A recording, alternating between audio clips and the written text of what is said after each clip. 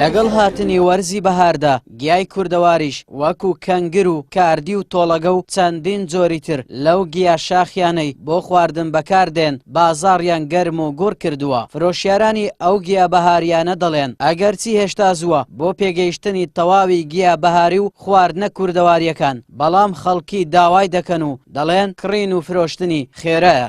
ئەوەیان کوزەرەیە، ئەوە کاردی ڕشۆری پێدرێن، ئەوە گۆرمزەیە، ئەوە پەرکەمێوە، ئەوە تۆرکەیە، کەوزە کەنگر هەیە و دۆمبەڵان هەیە و کوارێک هەیە و لە گومرکی گرانە بە 1100 ئاهەیە لە سلێمانی وگی ئێمەژی کڕنیان بە 1100 کڕنی و ئەوان ژێنەر بارەکەی گرانمان گران کەمتر دەرنانی بۆ ماپارێک. ئەی کنگری بڵێن دەوروبەری هەولێر ئەو نزیکانە پێنەگەیشت جوان نیە وەڵا وەچ مەتقی سلێمانی نیە، مەتقی سلێمانی ناو بەفری چیاکانە. دوای ئەوە کنگری کوێ دێت؟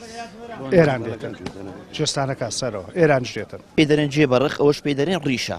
کاتی بەهاران لە بۆ نەخۆشی زۆر باشە، هەر نەکاردی هەموو شتێک. گانگر هەیە، گۆرمزە هەیە، توزەلە هەیە، هەموو ساڵێ ئەو وەختانە ئیشان وەختانە لەخوا ئیشکارە دەکەن. ژیان قورسە بۆ ئەرێولا کەس ئیشکارمانە کاسی بیمان. بەشێکی زۆر لە هاوڵاتیانیش کە پێشینەیەکی زۆریان لەگەڵ شاخ و کێوی کوردستان و هەرەوەزی کەنگر و گیا کوردەواریەکان هەیە، دەڵێن لەو خۆراکانە بێزار بوونە کە خەڵکی کوردستان خۆیان پێوە گرتووە و ئاماژە بە گرنگی ئەو گیا کوردەواریانە دەدەن و دەڵێن هەرگیایەکی سروشتی کە لە دەشت و شاخەکان بێتە بەرهەم سوودێکی ئێجگار زۆری بۆ تەندروستی مرۆڤ هەیە. حەزت لە چ خواردنی خەدیمی کۆری بۆ نمونە وەکو چی وەکو کاردی و کەنگر و تۆرکە و ئەو سروشتی تەبیعانە دەگەڕێتەوە سەر تەندروستێکی زۆر چاک.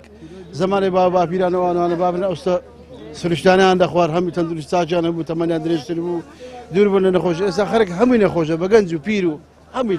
ئەگەر کۆلکەکەی لەگەرنێ لۆ ساری ئایندا بە قووەتر دەبێ، هەر شتێکی بخۆین سروشتی بێ چکە خوا دایەتی لە لای خوای بەرنامە ڕژێت تەواوی لۆکرایە.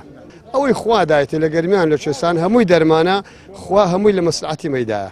بەر لە چەندین ساڵ خەڵکی هەرێمی کوردستان بەتایبەت دانیشتوانی لادێکان بەهۆی ئەوەی کە پیشەیان بریتی بوو لە کشت و کاڵی هاوکات دەیان کیلۆمەتریان لە شاخ و کێوەکان بە پێدەبڕی بۆ بەدەستهێنانی گیا کوردەواریەکان، ئینجا بۆ فرۆشتن بێت یاخود بۆ خواردنی خۆیان بوو بێت. لەگەڵ ئەوەشدا خاوەنی جەستەیەکی توند و تۆڵ بوون. بەوتەی خۆیان ئێستا خەڵکێکی زۆر ڕووی لە شارەکان کردووە و پشتیان بە خواردنی دەرەوە بەستووە کە ئەمەش بۆتە هۆی بێتاقەتی لە جەستەی هاوڵاتیان و پشت گوێخستنی ئەو خواردنانەی خۆڕسکانە دەرکەوتون و جگە لە تام و چێژە کوردەواریەکەی وەکو چارەسەر بۆ جەستەی مرۆڤ بەکاردەهێنرێت.